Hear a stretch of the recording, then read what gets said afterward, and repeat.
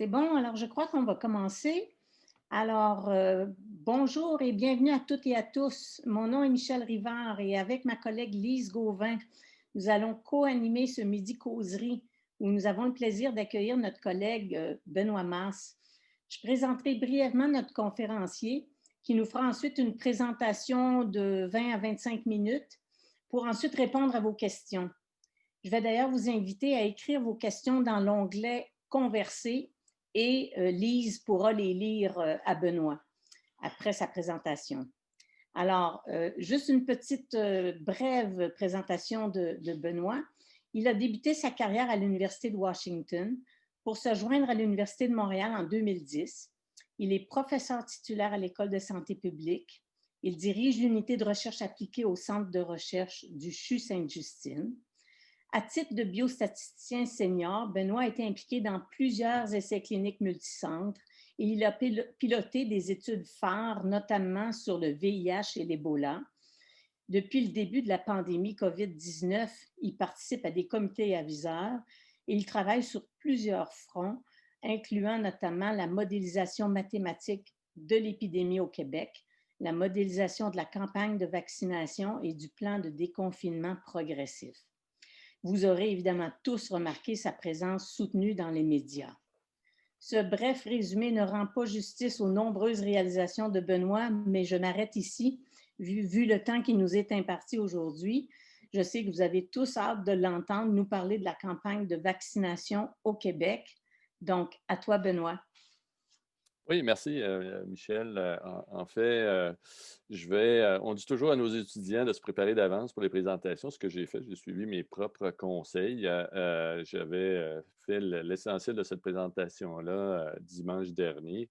Et à chaque jour, c'est pour vous dire comment les informations sur les vaccins, les campagnes de vaccination avancent rapidement. À chaque jour, j'ai dû la modifier parce qu'il arrivait toujours quelque chose, une nouvelle information. Et pas plus tard que ce matin, j'ai dû encore la modifier parce qu'il y avait eu des informations intéressantes qui ont été mentionnées dans l'article du New England publié hier. Bon, attendez. OK. Un aperçu de ce que je vais parler. Je vais parler des priorités de vaccination. Je vais aussi donner un peu plus d'informations sur l'efficacité, le fameux 95 qu'on mentionne, juste définir les différentes efficacités qu'un vaccin peut avoir. Je vais aussi parler d'efficacité populationnelle, un mot que j'ai toujours de la difficulté à traduire, c'est effectiveness. Je vais parler aussi des intentions de vaccination, des anecdotes qu'on va avoir sur la sécurité du vaccin et des échecs vaccinaux. Et finalement, je vais parler un peu de la campagne de vaccination et du plan de déconfinement progressif qui va s'en venir assez rapidement là, au début de l'hiver. Bon, les priorités de vaccination sont basées sur les risques. Ce que vous avez ici à gauche, c'est les données pour le Québec de mortalité liées à la COVID-19 par âge. On voit là, vraiment une relation exponentielle où les risques augmentent de façon substantielle avec l'âge à partir de, je dirais, 40-50 ans. Ce que j'ai mis ici, là, pour ceux qui sont intéressés à des instruments de communication, c'est un peu la même information, mais du CDC, qui résume pas mal d'informations, mais en termes d'un groupe de comparaison qu'ils ont choisi en 18 et 29 ans et le risque par rapport à si vous avez 85 ans, par exemple, de décès liés à la COVID. Je trouve que ça procure un bon résumé qui est peut-être un peu plus, un instrument de communication peut-être un peu plus intéressant que le graphique qui est à gauche. Bon, les risques associés à l'âge, il faut regarder aussi d'autres choses lorsqu'on regarde les priorités.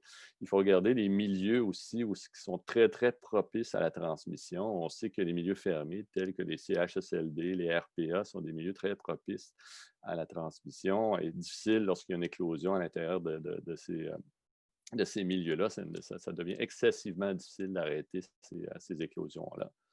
Bon, on a su cette semaine au Québec quelles étaient les priorités, les groupes prioritaires. Ce n'était pas vraiment une grande surprise. Je pense que tous les pays ont à peu près les mêmes groupes. Là. Il y a certaines différences. Là. Certains pays parlent de vacciner les enseignants aussi. Mais de façon globale, la plupart des pays ont les mêmes, et même les provinces au Québec ont les mêmes priorités. Alors, si on regarde, on s'est fait dire, du moins par notre premier ministre, Justin Trudeau, qu'on allait probablement être capable de vacciner au Québec entre 500 000 et 600 000 personnes d'ici la fin mars. Et si on regarde en termes de nombre de personnes dans les CHSLD, on parle d'à peu près 40 000 bénéficiaires. Les travailleurs de la santé, c'est 325 000 personnes. Les résidents dans les RPA, les résidences pour les personnes âgées, c'est un autre 130 000. Les communautés isolées, éloignées, c'est un autre groupe prioritaire, c'est environ 45 000. Lorsqu'on fait la somme de tout ça, on arrive à 550 000. Donc, ça veut dire que globalement, à la fin mars, on devrait être en mesure de vacciner tous ces groupes-là.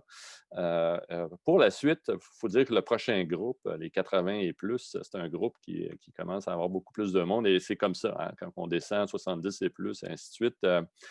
C'est un groupe qui a quand même 400 000, au-dessus de 400 000 personnes. Donc, il faut prévoir que pour aller vacciner ce prochain groupe-là, ça va prendre plusieurs semaines, hein, parce que ça va prendre pas mal de... il va falloir avoir les doses, premièrement. Mais aussi, c'est un groupe qui est relativement, avec beaucoup de personnes comparativement aux 4 premiers groupes prioritaires. Bon, on a opté pour la protection directe des personnes à risque, ce qui fait du sens, parce que les premiers résultats qu'on a d'efficacité et de sécurité du vaccin, c'est que c'est les 2 vaccins, du moins de Pfizer et de Moderna, sont efficaces même chez les personnes avancées en âge et les sécuritaires aussi. Ce n'est pas toujours le cas. Le vaccin pour la grippe, par exemple, certains vaccins pour la grippe, on sait que le système immunitaire, il n'est pas aussi efficace en vieillissant et que le vaccin pour la grippe, par exemple, certains vaccins pour la grippe, ne sont pas très efficaces chez les personnes âgées et en plus, la durée de la protection est très courte. Dans ce cas-là, une protection directe des personnes à risque n'est peut-être pas le scénario optimal en termes de protéger justement ces personnes à risque-là. On aurait pu opter, dans ce cas-là, c'est une stratégie qui est meilleure, c'est une protection indirecte des personnes à risque, c'est-à-dire en gros, dans un CHSLD, ce qu'on ferait, c'est qu'on ne vaccinerait pas les bénéficiaires, mais on vaccinerait tous ceux qui entourent les bénéficiaires. Donc, on forme comme un mur de protection. Par contre, pour que la protection indirecte soit efficace, il faut que le vaccin soit efficace à prévenir l'infection ou à réduire l'infectiosité. Et ça, présentement, c'est des informations qu'on n'a pas sur le vaccin. Qu'est-ce qu'on a comme information sur le vaccin? Bon, ça, il y a une belle image que j'aime bien du Lancet là, qui donne tous les niveaux d'efficacité qu'un vaccin peut avoir. Alors, ce qu'on a communiqué présentement dans les études de Pfizer, Moderna et d'Oxford AstraZeneca, c'est une efficacité à prévenir la maladie. Bon, là où j'ai mis sur ce graphique-là des points d'interrogation, c'est des efficacités qu'on n'a pas. On n'a pas encore ces informations-là et ça va prendre plusieurs semaines, je vous dirais quelques mois avant qu'on ait ces informations-là. Alors, on n'a pas l'information de savoir si ces vaccins-là peuvent prévenir l'infection ou la transmission. On ne sait pas s'ils peuvent être efficaces à prévenir les décès. On ne sait pas s'ils peuvent être efficaces à prévenir les hospitalisations dans les soins, aux soins intensifs. Alors, ces informations, évidemment, c'est des objectifs secondaires. Si vous prenez la peine de lire les protocoles de ces études-là, c'est des objectifs secondaires des études, mais on n'a pas encore cette information-là et ça va venir. Est-ce que ça fait une différence, de prévenir l'infection ou la maladie? Ben, si on cherche à construire une immunité collective, ben, ça se construit de 2 façons. On peut avoir l'immunité naturelle. Typiquement, c'est des personnes infectées qui guérissent, qui se rétablissent, qui développent les anticorps. Et là, ce qu'on sait présentement, c'est que de ceux qui sont infectés, la réinfection n'est pas impossible, mais c'est plutôt rare. Et ça semble que l'immunité naturelle dure assez longtemps, au moins quelques mois. Hein. Si on pense à 4 ou 5 mois, évidemment, étant donné que les premiers infectés datent de mars, ben, c'est difficile de dire que l'immunité naturelle peut durer 1 an ou 2 ans. On n'est pas encore rendu là, mais on sait qu'elle dure plusieurs mois. Bon, l'immunité collective, ça peut se construire avec l'immunité procurée par un vaccin, mais un vaccin qui prévient l'infection. Bon, c'est sûr qu'un vaccin qui est efficace à réduire la sévérité de la maladie, sans prévenir l'infection ou réduire l'infectiosité, ne développera pas l'immunité collective aussi rapidement. Dans ce cas-là, l'immunité collective sera développée en grande partie par l'immunité naturelle. Donc, il faut faire attention, c'est-à-dire qu'on vaccine des gens. Si jamais ils attrapent le virus, ce qu'on sait, c'est que le vaccin est très efficace à ce que soit ils ne développeront pas de symptômes, ou s'ils développent des symptômes, ou vont développer des symptômes légers. C'est excellent parce que ça va aider à désengorger les hôpitaux parce qu'on a des vaccins qui sont capables de réduire la sévérité de la maladie et forcément, on va avoir beaucoup moins d'hospitalisation. Mais ça n'empêche pas la transmission communautaire. Comme on sait avec ce virus-là, les asymptomatiques transmettent le virus. Alors, il va falloir être excessivement prudent et aussi bien expliquer ça à la population. Je peux vous dire, dans les médias, et même j'ai essayé d'écrire des articles vulgarisés pour expliquer ça. Et c'est très difficile. Pour la plupart des gens, un vaccin va vous donner une immunité. Et lorsque vous êtes vacciné, et surtout si on vous dit qu'il est 95% efficace, vous êtes immunisé, c'est impossible, vous allez attraper le virus. Je ne dis pas que ça pourrait être le cas, mais présentement, l'information qu'on a, on n'a pas l'information à savoir si ce vaccin, les vaccins de Pfizer, Oxford ou Moderna préviennent l'infection ou la transmission. Alors clairement, si on peut réduire les hospitalisations, ça va grandement aider. Mais à savoir si ça va nous aider à bien contrôler, à bâtir une unité collective, cette information-là va venir plus tard. Bon, une campagne de vaccination, hein, ce n'est pas un essai clinique. C'est impossible de répliquer le niveau de standardisation, de contrôle d'un essai clinique dans une campagne de vaccination. Ce qu'on sait des vaccins comme le VPH, par exemple, qui se donnent en plusieurs doses, c'est qu'on va avoir dans la population des gens qui vont recevoir une dose et qui ne reviendront pas, par exemple, pour leur deuxième dose. On peut s'attendre à ce que l'efficacité soit moindre. En fait, elle va être moindre que si vous recevez les deuxièmes doses. Donc, l'efficacité qu'on a observée dans l'essai clinique, évidemment, on peut s'attendre au niveau de la population que ce soit un peu moins efficace que ce qu'on a observé dans l'essai clinique. Aussi, et ça, ce n'est pas spécifique à cette pandémie-là, on a toujours des craintes lorsqu'on utilise des vaccins ou des méthodes de prévention que les gens se sentent protégés et qu'en se sentant protégés, augmentent leur contact à risque. Dans le contexte du VIH, c'est toujours une crainte, c'est toujours une inquiétude de dire on utilise des moyens de protection qui sont partiellement efficaces et parce que si jamais les personnes qui utilisent ces méthodes-là de protection se disent ben là, je suis protégé, il n'y a pas de danger que j'attrape le VIH, et augmentent leur contact à risque, on peut réduire l'efficacité populationnelle du vaccin. Aussi, dans la population, bon, vous savez, dans les essais cliniques, là, il y a des critères. En fait, si vous allez en ligne pour lire les protocoles, vous allez voir que les critères d'exclusion sont c'est une longue liste.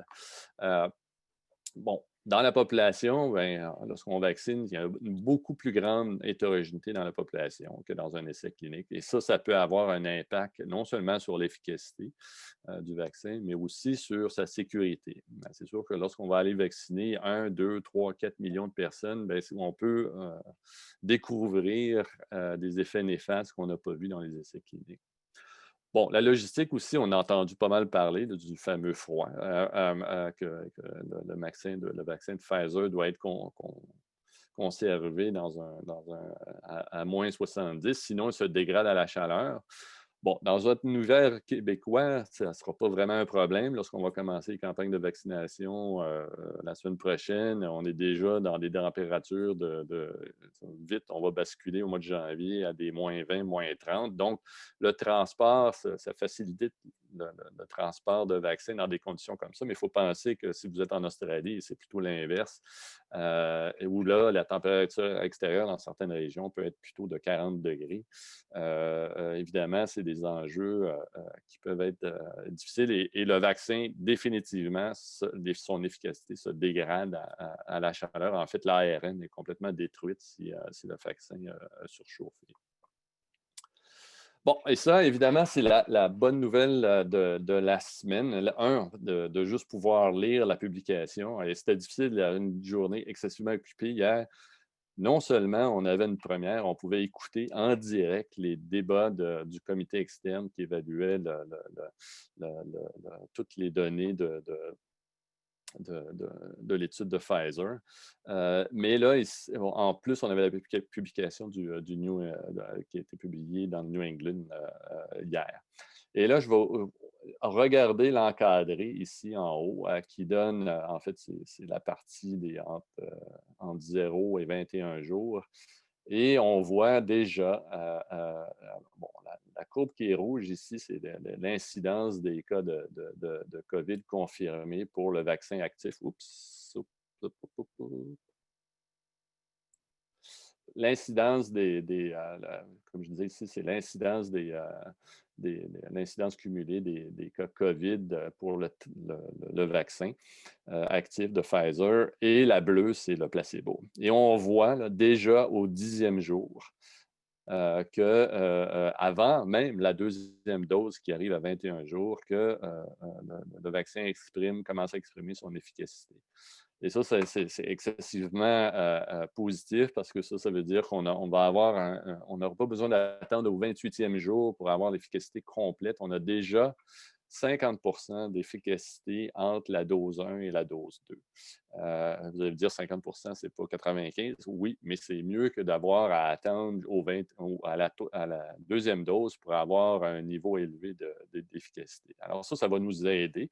Ça donne beaucoup plus de punch au vaccin. Et ça, c'est vraiment, quand j'ai vu ça, j'ai dit, bon, c'est sûr, l'intervalle de confiance est large. C'est sûr que ça reste à être confirmé. J'ai hâte de voir si on va voir le même genre de choses avec le Moderna. Mais c'était vraiment une excellente nouvelle. On a assez rapidement, dès la première dose, à peine 10 jours, un impact substantiel du vaccin.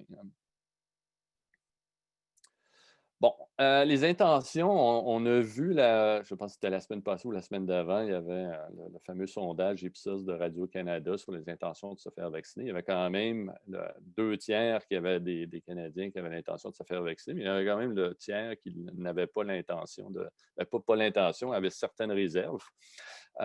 Et même dans le 2 tiers qui avaient l'intention de se faire vacciner, il y en avait qui disent « je ne veux pas être les premiers. Je vais me faire vacciner, mais je veux voir ce qui va se passer. » Donc, un des défis qu'on a, c'est comment gérer, traiter, communiquer l'information sur les effets indésirables sévères du vaccin. On a vu dans les 9 derniers mois ce que la désinformation peut faire.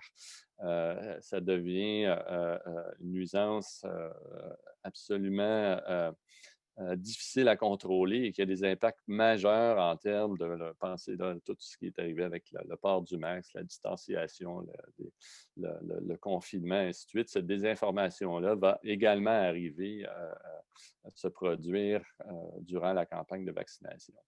Bon, les choses qu'on a déjà vues à peine 24 heures après le début de la vaccination au Royaume-Uni, on a vu des réactions allergiques assez sévères qui est arrivées. Et ça, invariablement, ça va arriver aussi au Québec.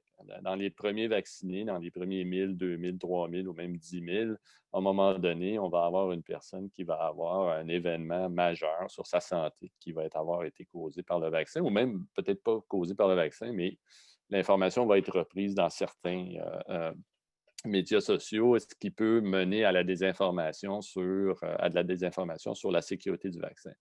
Alors, ça va être excessivement important d'être transparent afin de prévenir cette désinformation-là, de mettre ça en contexte. Oui, ça peut arriver, ces effets-là, sévères, mais de mettre ça relatif en termes de dire oui, ça arrive un cas sur 10 000, un cas sur 20 000 ou un cas sur 100 000, de bien, d'être complètement transparent à ce niveau-là. De la même façon, et là, je peux vous dire, la première analyse intérimaire qu'on a faite dans l'étude d'Ebola, ça suffit en Guinée, notre estimé d'efficacité était de 100 mais c'est sûr que lorsqu'on a commencé à vacciner à grande échelle, on a eu des échecs vaccinaux. Et ça va arriver aussi, hein, malgré que le vaccin est très efficace, l'efficacité est 95 invariablement, dans les premiers vaccinés, que ce soit les premiers 1000, 2000, 3000, 4000, quelqu'un va nous dire j'ai été vacciné et 3, 4, 5 semaines plus tard, il y a eu des symptômes sévères de la COVID qui a peut-être même mené à une hospitalisation. Invariablement, ça va arriver. C'est certain. Et il faut être transparent. On va avoir des échecs vaccinaux. Il faut bien les communiquer. Il faut, encore là, en termes relatifs, dire oui, ça va arriver, mais là, ça s'est arrivé 3 fois sur peut-être les 10 000 vaccinations, ou 3 fois sur 100 vaccinations, ou 3 fois sur 200 vaccinations. Encore là, pour combattre la désinformation. Parce que la désinformation, ça amène ça a un impact substantiel sur les intentions de vaccination. Et il n'y a rien de. Bon, je ne dis pas que la transparence seule va aider, mais si on est transparent sur les risques, ces échecs vaccinaux-là, les effets qu'on a observés, c'est ça qui va aider à réassurer la population, ces tiers-là qui ont des hésitations à se faire vacciner. Il faut être excessivement transparent. Bon, le plan de vaccination, on a eu les priorités de vaccination. À court terme, il va falloir définir des priorités de déconfinement. Pour plusieurs, on se vaccine pour mieux se déconfiner rapidement. Oui, on veut sauver des vies. Oui, on veut, évidemment, si on est capable de vacciner pour prévenir des cas sévères, ça veut dire qu'on va prévenir aussi des séquelles importantes chez ceux qui développent des cas sévères, qui auraient développé des cas sévères de COVID. Il va falloir définir des priorités de déconfinement. En fait, quand j'ai revisé le document, on m'avait demandé de reviser l'avis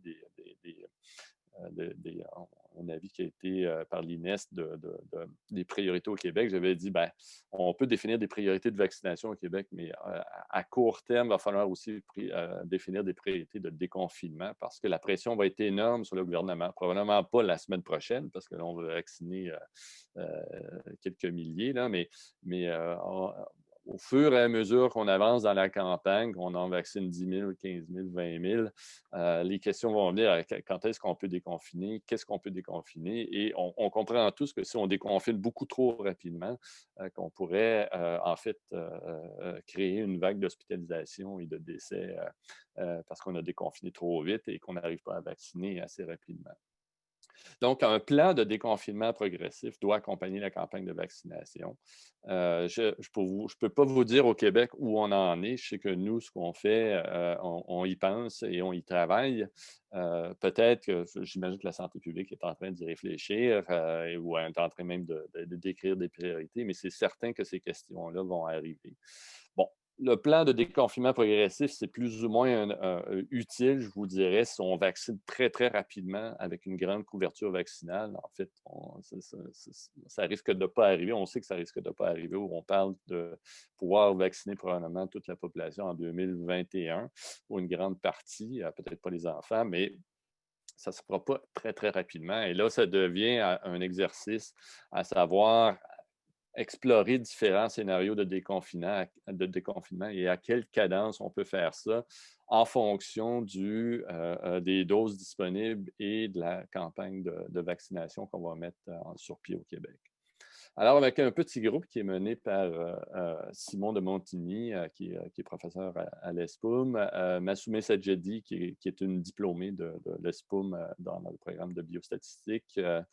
Ça fait un mois que c'est joint à notre groupe et elle nous aide à temps plein. Marc Brisson, à l'Université Laval, qui est responsable des projections qu'on donne au gouvernement de façon régulière, là, presque chaque 2 mois. Mathieu aussi, Mathieu Maheu-Giroux de McGill. Il y a aussi dans ce groupe-là Marie-Claude Boilly de Imperial College à Londres, puis moi-même. On a, en début d'été, je dirais au fin de printemps, déjà commencé à développer les modèles. Je dois dire qu'on a été un peu, à ce temps-là, on ne pensait pas vraiment qu'on allait commencer la vaccination en décembre au Canada. Donc, c'est sûr qu'on n'est pas tout à fait prêt aujourd'hui à publier certains de nos scénarios, mais on vise de pouvoir le faire dans quelques semaines. Et c'est sûr que, en fait, c'était de l'histoire et Simon avait monté une demande de subvention et plusieurs des commentaires qui n'ont pas été acceptés aux IRSC et plusieurs des commentaires qu'on a reçus, c'était de dire c'est trop tôt. Je pense qu'on avait soumis cette demande-là pour un financement qui aurait commencé en juillet et nous avaient dit non, on a besoin des solutions autres pour l'immédiat. C'est bien, on va avoir besoin de ça, mais plus tard. Finalement, c'est arrivé beaucoup plus rapidement que prévu et heureusement, on a commencé, mais c'est un travail énorme parce que c'est déjà assez complexe de modéliser la dynamique de transmission calibrée au Québec. En plus, on ajoute la vaccination. En plus, il faut ajouter un plan de déconfinement. Plus, il faut ajouter des priorités de la campagne de vaccination. Alors, c'est un modèle qui est excessivement complexe, mais on avance. On est en train de finir la calibration et on va pouvoir, d'ici quelques semaines, commencer à explorer les scénarios. Bon, je dirais les plus grands enjeux, défis, à mon avis, ce que je vois, là, ce n'est pas les seuls. On aurait pu en écrire probablement 3-4 pages. Je vais juste faire un résumé de ce que j'ai parlé aujourd'hui. Oui, il y a beaucoup de discussions au niveau de la logistique et pour moi, c'est un problème d'ingénierie. Je pense que les ingénieurs sont excessivement bons à produire du froid, à garder des choses froides et on va rencontrer des difficultés assez rapidement, mais les solutions vont venir rapidement. Je pense que c'est un problème qu'on va avoir d'ajustement et peut-être que ça va aider que la campagne au Québec ou au Canada commence très lentement parce qu'on n'a pas beaucoup de doses. Ça nous permet de peaufiner plusieurs éléments de distribution, de vaccination, au lieu de commencer avec une quantité énorme et une pression énorme de vacciner rapidement, et ainsi de suite. La désinformation, il faut définitivement s'en occuper parce que c'est quelque chose qui va influencer les intentions de se faire vacciner. Il va y avoir toutes sortes d'anecdotes sur l'innocuité et l'efficacité des échecs vaccinaux, comme j'ai parlé tout à l'heure. Présentement, ce qu'on nous a présenté, si vous lisez la publication aussi, en fait, il y a un rapport. La publication, évidemment, dans le New England, c'est relativement concis, mais si on regarde le rapport de la FDA est beaucoup plus complet et de façon globale, malgré qu'il y a beaucoup d'inconnus encore sur la durée de l'immunité, tout ça, il reste que ça semble être un vaccin qui est sécuritaire et qui procure une bonne efficacité. Par contre, comme je disais, il va y avoir toutes sortes d'anecdotes et je pense qu'il faut être proactif et être excessivement transparent et ne pas attendre que la désinformation s'installe pour finalement publier les risques relatifs, les échecs vaccinaux. Il faut être vraiment proactif et commencer dès le début. Le défi majeur, ça va être de retenir la population parce que je pense que dans mes discussions dans les médias souvent, j'ai beau essayer de l'expliquer, dire pour l'instant, on ne sait pas si ces vaccins-là sont efficaces à prévenir l'infection ou à prévenir la transmission. J'ai des commentaires des fois qu'on me demande des questions à dire si on vaccine tous les CHSLD à la mi-janvier, est-ce que tous ces bénéficiaire-là peut soudainement aller partout, retourner à leurs activités, se promener, aller voir leur famille. C'est des questions qu'on va avoir de plus en plus et il va y avoir énormément de pression, non seulement au niveau de la population, mais au niveau du monde des affaires, des entreprises aussi, pour reprendre les activités. Et les questions qu'on regarde, par exemple, je pense qu'une des priorités dans le déconfinement progressif, c'est l'éducation. Dire si on a les 4 priorités vaccinées, comme j'ai présenté au début, jusqu'à la fin mars, est-ce que c'est raisonnable de penser qu'on peut, au 1er avril, ouvrir en présentiel toutes les écoles, primaires, secondaires, cégep et universitaires? Et quand je dis ouvrir, bien, ouvrir sans avoir des conséquences néfastes comme de créer une mini-vague peut-être d'hospitalisation ou de décès parce qu'on déconfine un peu trop vite. Le dernier point, c'est peut-être là où je suis le plus inquiet ou même le plus déçu.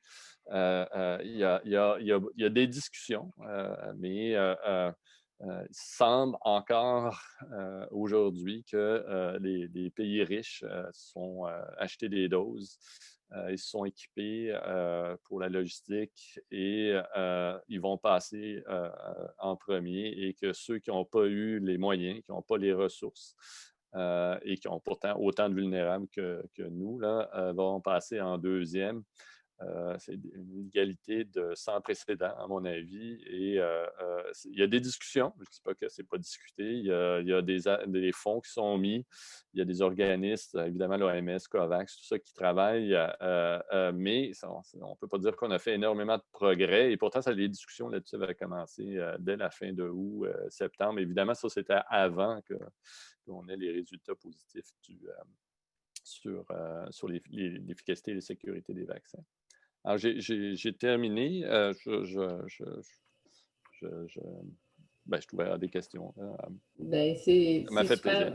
plaisir. Merci beaucoup pour cette présentation qui était détaillée, nuancée, qui nous a apporté plusieurs informations nouvelles. Je vois que les gens ont déjà commencé à travailler dans le chat pour poser des questions.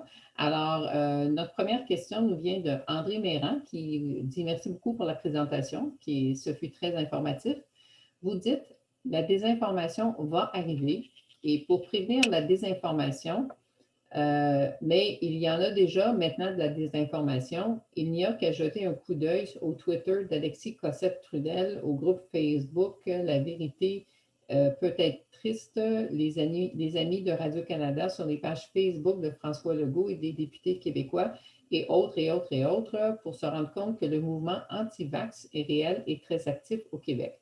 Alors, la question, c'est est-ce que la campagne de vaccination au Québec va inclure des investissements en contre-désinformation sur les réseaux sociaux? Si oui, quand, où, quoi, comment, pourquoi? Sinon, que suggérez-vous?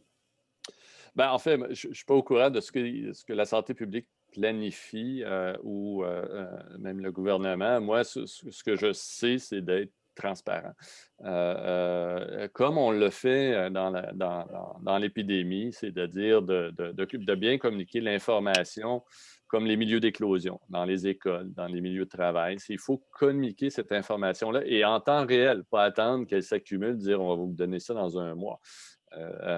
Et de mettre ça en fonction relative aussi. Dire oui, on a observé 6, 7, 8 événements sévères, mais on a vacciné aussi 20, 30 000, 40 000 personnes. Donc, relativement, le risque n'est pas nul, mais le risque est relativement faible.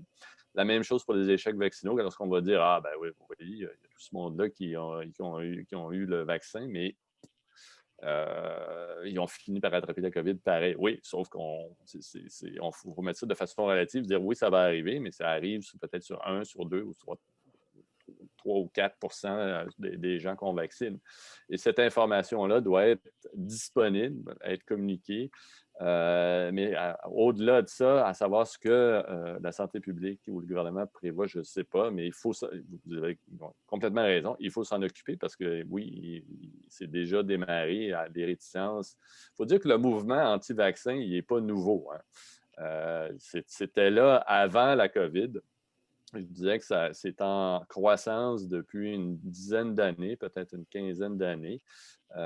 Donc, ce n'est pas spécifique à la COVID, mais c'est un mouvement qui prend de l'ampleur. Mais si on donne la bonne information, je ne dis pas que ça va convaincre tout le monde, puis on la donne en temps réel, je pense que ça devrait aider, mais ça ne bloquera pas certains mouvements qui, peu importe l'information qu'on fournit, ne changeront jamais d'idée. Oui. Et dans ce sens-là, on a une question qui nous vient de Aude Motulski qui demande, pour éviter les anecdotes, qu'est-ce qui est prévu pour le suivi de l'efficacité et de l'innocuité en vie réelle, considérant que les mécanismes usuels résultent en une sous-déclaration des effets indésirables, notamment, et que dire de l'efficacité? Oui, c'est une bonne question. En fait, j'ai posé la question à plusieurs de mes collègues cette semaine, à savoir, êtes-vous au courant?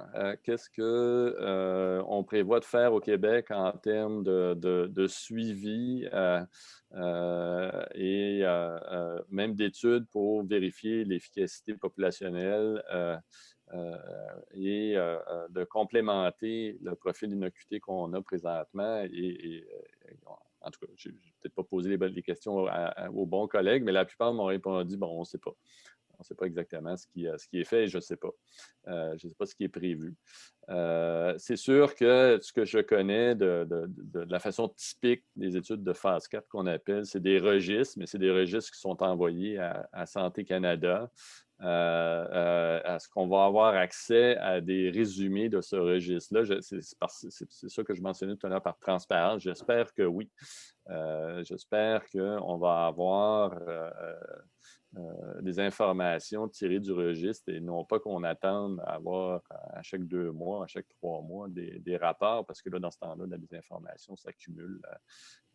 Mais je ne sais pas de façon concrète ce qu'on prévoit en termes d'études complémentaires pour vérifier l'efficacité populationnelle, mais aussi de moyens de suivi autres que les registres usuels. Qui sont envoyés à Santé Canada. Hein. Il faut s'entendre, ça ne sera pas envoyé à Québec. Hein. Oui. Je vois qu'il y a une dizaine de questions déjà dans le chat. Alors, j'invite les gens qui ont d'autres questions aussi à les mettre dans le chat et on va essayer d'y passer à travers, tout en sachant qu'on a une heure butoir d'à peu près 12h55 pour libérer Benoît qui a d'autres engagements. Entre-temps, il y a une question qui nous vient de Jean-Claude Guinan qui dit « Quelles sont les raisons des échecs vaccinaux? » Bien, on peut avoir un vaccin. Bien, bon, lorsqu'on travaille sur le terrain, là, je peux vous donner mon expérience souvent pour l'Ebola. Lorsqu'on avait des échecs vaccinaux, une des questions, c'est de dire est-ce que le vaccin était tenu à des conditions de température? Parce que le vaccin Ebola, c'était la même chose. Il fallait le tenir à une température excessivement froide et dire peut-être qu'il y a eu finalement un échec vaccinal parce qu'on n'a pas réussi à maintenir le vaccin dans des conditions optimales. Ça peut très bien que pour l'efficacité n'est pas 100% et que pour certaines personnes, il n'y a pas de réaction immunitaire. On l'a vu dans les phases 1, dans les phases 2. Ce n'est pas automatique que la minute où vous êtes vacciné, que vous allez avoir une réponse immunitaire et que certaines personnes n'auront pas de réponse immunitaire. Alors, en fait, vous n'avez aucune protection. Alors, c'est ça les échecs vaccinaux, c'est-à-dire vous êtes vacciné, mais lorsque vous allez être exposé, vous allez non seulement attraper le virus, mais vous allez aussi peut-être possiblement développer un cas sévère ou un cas avec symptômes de COVID. OK. Maintenant, il y a Louise Ringuette qui nous demande, est-il vraiment nécessaire de vacciner l'entièreté de la population, tout comme une éclosion de rougeole dans une communauté? Pourrait-on réduire les coûts et vacciner les populations à risque jusqu'à ce qu'il n'y ait plus de cas identifiables? Bien, là, lorsqu'il n'y a plus de cas identifiables, on parle d'éradication. Je pense que l'éradication de ce virus-là, ce n'est pas un objectif à court terme et non plus à moyen terme. Ce qu'on vise plutôt, c'est d'avoir ceux qui sont vulnérables à développer des cas sévères et d'avoir des séquelles importantes ou même des décès, de les protéger.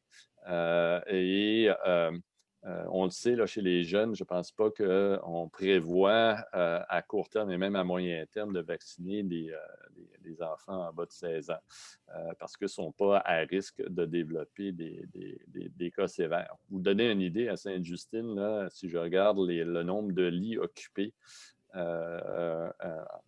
aux soins intensifs ou aux soins réguliers par des cas des enfants COVID, là, on est à peine à 3 ou à 4. C'est vraiment pas, je ne dis pas que c'est impossible qu'un enfant développe une complication à une infection, mais c'est plutôt rare.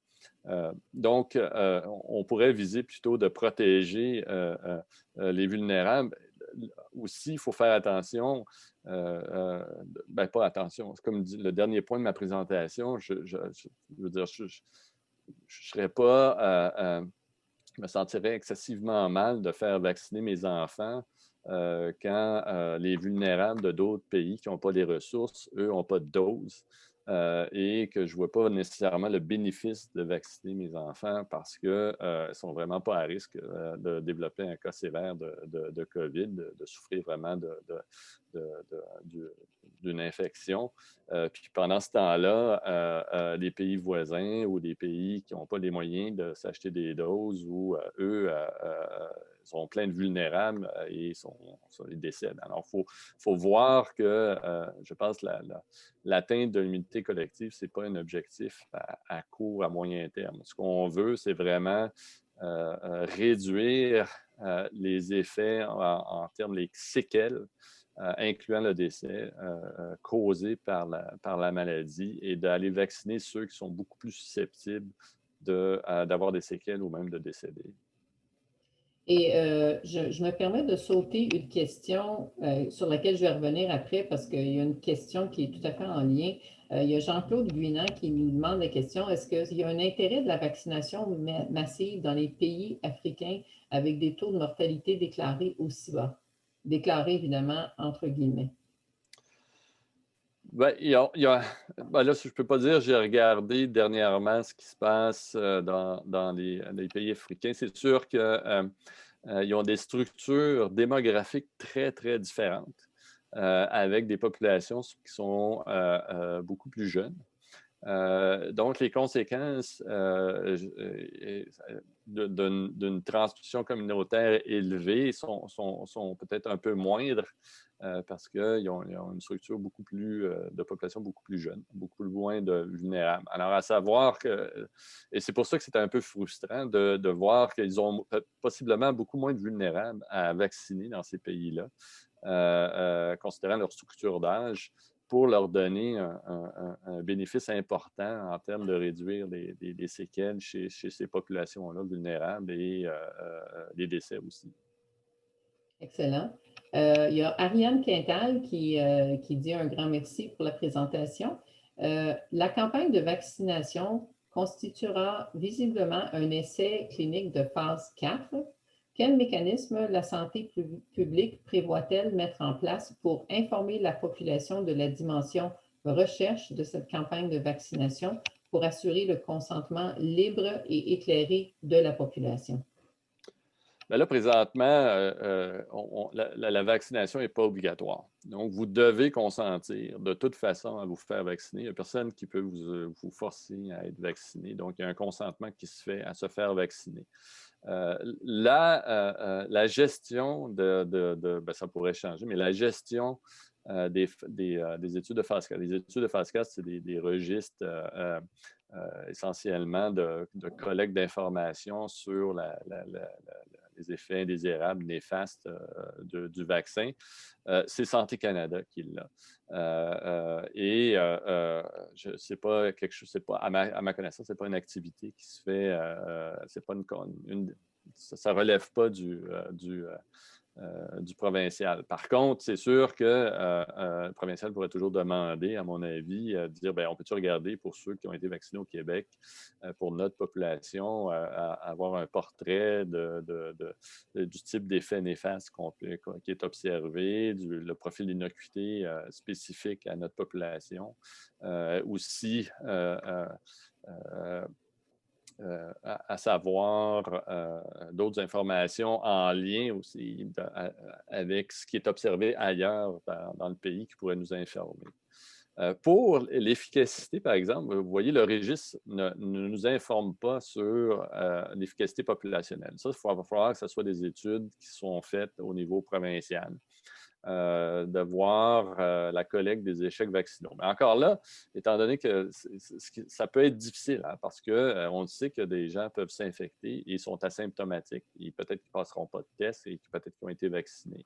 Alors, je pense qu'il va falloir peut-être, si on est intéressé à faire ce genre d'exercice-là, avoir des études qui sont faites sur le territoire québécois. Mais comme je vous dis, je n'ai pas fait un grand tour cette semaine de mes collègues, mais je suis allé voir ceux que je pense qui étaient susceptibles de savoir si on planifiait qu'est-ce qu'on planifiait comme faire des études complémentaires au Québec, autant pour mesurer l'efficacité populationnelle ou d'autres éléments d'innocuité. Ça ne veut pas dire que je n'ai pas trouvé que ça ne se fait pas.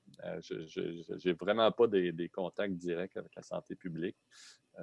Peut-être c'est dans les plans, peut-être c'est déjà prévu. C'est juste que je n'ai pas trouvé d'informations. Alors, puisque le temps s'écoule rapidement, je vais me permettre de poser 2 ou 3 questions en même temps, puis que peut-être, Benoît, tu pourras y répondre ensemble. Alors, une question qui nous vient de la part de Claudio, merci. Est-ce que le bruit de la grippe saisonnière risque d'influencer sur la perception de l'efficacité du vaccin auprès de la population générale? Et il y a une autre question qui nous vient de Ida Nguyen, qui est, j'aimerais savoir s'il y a des différences entre les groupes populationnels, c'est-à-dire les exemples des groupes ethniques ou raciaux, concernant l'échec de vaccination ou les effets indésirables. Et une question de la part de Dominique Doré qui nous indique qu'advient-il des gens qui ont eu la COVID? Dans quelle mesure doivent-ils s'abstenir d'être vaccinés si, par exemple, ils ont eu la COVID en mars ou en avril? Donc, toutes des questions sur la vaccination. Bon, Lise, tu testes ma mémoire. OK. Le bruit pour la grippe saisonnière. OK.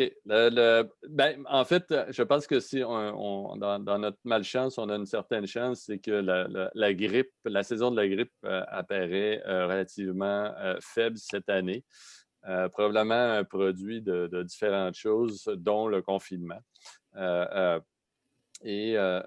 Oui, c'est une inquiétude parce que les symptômes de la grippe sont similaires aux symptômes du coronavirus. Et en plus, on a eu, je pense que les dernières données que j'ai vues, c'est que beaucoup plus de gens sont fait vacciner contre la grippe cette année que les années d'avant.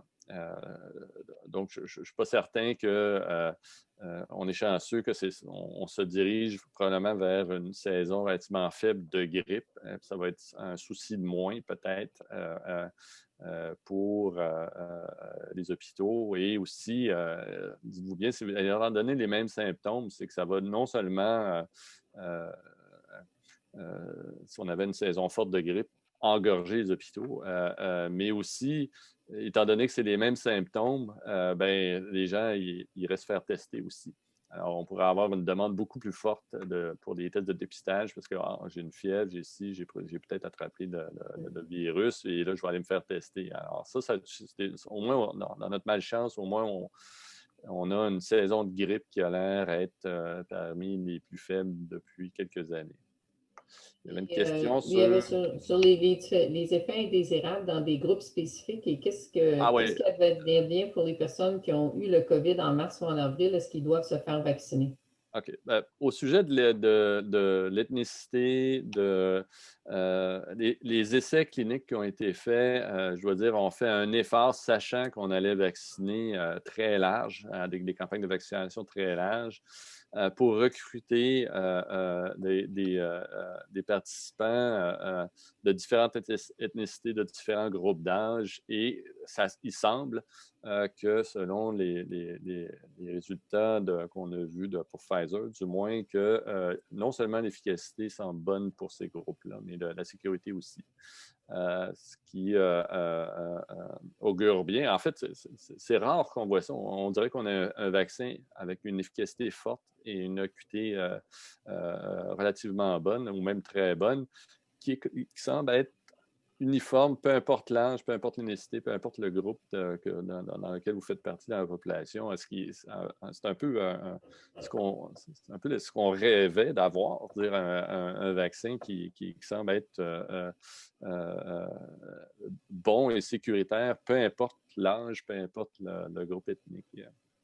C'est une bonne question. Lorsqu'on manque de doses, on n'a pas assez de doses pour tout le monde, est-ce qu'on devrait vacciner ceux qui ont une immunité naturelle?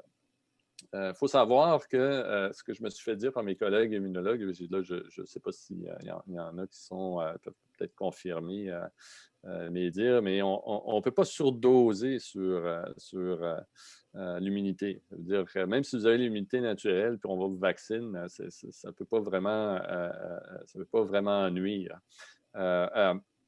Mais par contre, lorsqu'on manque de doses, est-ce qu'on devrait faire un focus sur des priorités sur vacciner ceux qui sont pas l'immunité naturelle? Alors, le problème avec ça, c'est que vous ne pouvez pas juste dire j'ai eu la COVID, donc j'ai l'immunité naturelle, je n'ai pas besoin de me faire vacciner. On aimerait avoir, si possible, une preuve d'immunité naturelle. Et ça demande soit un test sanguin pour le faire. Et je ne pense pas que c'est dans les plans de faire des tests sérologiques pour voir si vous avez déjà eu une infection à la COVID avant. Donc, c'est un peu ça qui est difficile, mais je pense que présentement, si vous avez eu, il y a certains plans de dire que si vous avez eu une infection récente qui a été confirmée, par contre, pour les travailleurs de la santé, que vous allez pouvoir opter de ne pas vous faire vacciner. Mais c'est à confirmer, cette information-là. C'est des choses que j'ai entendues. Mais pour l'instant, dites-vous bien qu'au Québec, on a peut-être seulement, seulement, ça veut dire, OK, avec toutes les conséquences qui est arrivées, là, mais à peu près 4 peut-être de la population qui a possiblement une immunité naturelle. Une des choses qu'il faut comprendre aussi, encore là, des immunologues pourront confirmer ce que je dis, là, mais souvent, l'immunité donnée par un vaccin est supérieure à l'immunité naturelle. C'est pour ça qu'on risque de privilégier la vaccination et de ne pas exclure ceux qui ont déjà eu l'immunité naturelle, qui ont déjà été infectés et qui ont l'immunité naturelle. Alors, peut-être, il nous reste quelques minutes, donc je vais passer en rafale tout ce qu'il y a dans le chat et il y aura peut-être une dernière question que tu pourras choisir de répondre. Donc, on ne met pas ta mémoire à l'épreuve, Benoît. Ah non, alors, c'est bien. J'ai besoin d'exercice. Oui, c'est ça. Alors, Aude Motulski qui nous parle je pense, des effets indésirables, qui nous dit que c'est usuel, à savoir qu'il y a une déclaration obligatoire via MCI et l'obligation de la compagnie de les déclarer. En ce qui a trait au Louise Ringuette qui nous dit que le CIQ, elle demande si le CIQ fait ses recommandations et si le rapport est disponible. Et un petit peu plus tard, qu'elle nous dit que pour notre information, le M3S détient un registre sur les effets indésirables suivant une immunisation. C'est le gouvernement provincial qui bien souvent transmet ces informations à l'échelle pan-canadienne. Et une question intéressante de la part de Safari Joseph Bellegamir qui nous dit actuellement, il y a plusieurs vaccins contre la COVID qui sont en développement par différentes compagnies pharmaceutiques, Pfizer, AstraZeneca, etc. Les vaccins ont des degrés d'efficacité différents. Est-ce qu'il y aura un avantage de recevoir un vaccin d'une compagnie quelconque par rapport à l'autre pour arriver à une immunité collective? Donc, ce n'est pas au niveau individuel qui est posé la question, c'est au niveau collectif. Et est-ce qu'il y a un avantage d'utiliser les différents types de vaccins au sein de la même population? Quel pourrait être le niveau, quel pourrait être au niveau mondial à long terme l'impact de vaccination avec ces différents types de vaccins en termes d'immunité collective? Et Thomas Poder qui renchérit sur ça. Et finalement, Francine Ducharme qui nous dit si personne vaccinée a des symptômes compatibles avec COVID-19 après la vaccination, devrait-elle être testée? Et la durée de l'immunité naturelle et vaccinale des différents vaccins. Donc, on a des questions sur la multiplicité des vaccins et au niveau populationnel. Est-ce qu'il y a un dosage au niveau populationnel d'un vaccin par rapport à un autre? Est-ce qu'il y a un avantage stratégiquement qu'il y en ait plusieurs qui soient en utilisation dans une ou plusieurs populations? Et aussi, les gens qui développeraient des symptômes par la suite, quelle est la procédure à suivre?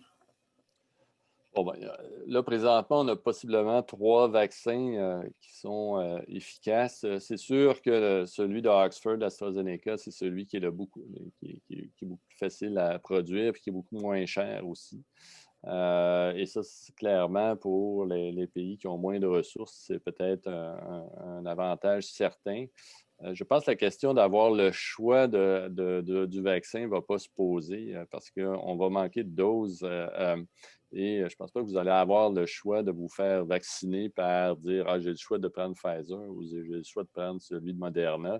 Ça va prendre plusieurs mois ou même quelques années avant de pouvoir dire que on a le problème d'avoir à choisir quel type de vaccin on va pouvoir utiliser. Présentement, je pense que la stratégie, on va prendre les doses. Bon, on n'a pas encore l'approbation pour Moderna, mais on va prendre les doses qu'ils nous donnent. Puis, je ne pense pas qu'on va avoir un problème à choisir la dose. Il faut dire que pour la grippe, à mon avis, pas à mon avis, mais selon ce que je connais, c'est qu'il y a différents vaccins contre la grippe. Lorsque la province choisit de dire ben, c'est ce vaccin-là qu'on va utiliser, vous pouvez toujours aller dans le privé, vous allez essayer de trouver l'autre vaccin pour vous faire vacciner avec un autre vaccin, mais on ne vous donne pas le choix lorsque vous allez vous faire vacciner, de dire ben là, vous avez le choix entre 3 vaccins contre la grippe. Non, il y a quelqu'un qui a fait ce choix-là pour vous au niveau du gouvernement. L'autre question sur... attends, rappelle-moi un peu. Avantage au niveau populationnel. Ben, je veux dire, c'est 2 vaccins. Si on regarde Pfizer, Moderna, et encore là, je ne suis pas spécialiste, mais c'est quand même 2 vaccins d'ARN. C'est la même technologie.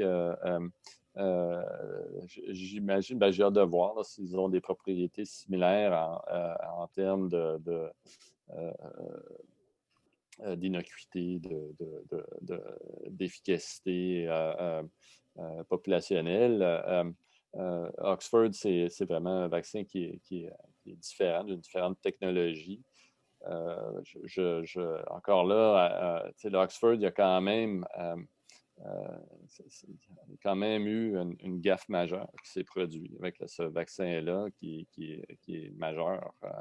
On a par erreur donné la mauvaise dose à plusieurs participants et il reste encore des questions à savoir c'est quoi l'efficacité de ce vaccin-là et s'il y a une dose qui pourrait donner une efficacité plus forte. Alors ça, il va falloir qu'ils règlent ça avant que... Et ça, on peut s'attendre à ce que ça nuise un peu à son approbation. Mais pour les 2 autres... je ne pense pas qu'on va avoir ce problème-là à choisir les doses. C'est vraiment, on va prendre tout ce qu'on peut avoir, puis on va en manquer. Ouais. Rappelle-moi, il y avait une autre question. Bien, dans l'intérêt de respecter ton temps, tu nous as dit que tu avais d'autres engagements à compter de 13 heures et il est 12h59. Donc, je vois que partout dans le chat, là, les grands merci fusent de toutes parts. Alors, merci beaucoup. Il me reste à te dire un grand merci d'avoir pris de ton temps pour échanger et partager ces informations-là qui sont extrêmement utiles et extrêmement éclairantes pour toute la communauté. Et je dis un grand merci à toutes celles et ceux qui ont participé à cet événement aussi, notre événement Midi Causerie. Et on vous invite à rester à l'affût parce qu'il y en aura d'autres événements Midi Causerie en 2021. Benoît, le mot de la fin? Non, je pense que c'est enregistré, hein, c'est ça? Oui, c'est enregistré, tout à fait. C'est ceux qui veulent distribuer à d'autres. Donc, l'enregistrement est disponible. Je vous remercie. Je n'ai pas les réponses à toutes les questions, mais ça s'en vient, comme je vous dis, là, à chaque jour, on en apprend un peu plus et ça s'en va dans la bonne direction, mais il va falloir être patient. Le déconfinement progressif, ça va s'en venir, mais on a probablement 2, 3, 4 mois difficiles à passer. Là. Et merci à toi de mettre la science au service des Québécoises et Québécois. Ouais. Merci beaucoup. Merci. Merci, Benoît. Bonne journée. Merci. Merci à tous. Au revoir. OK.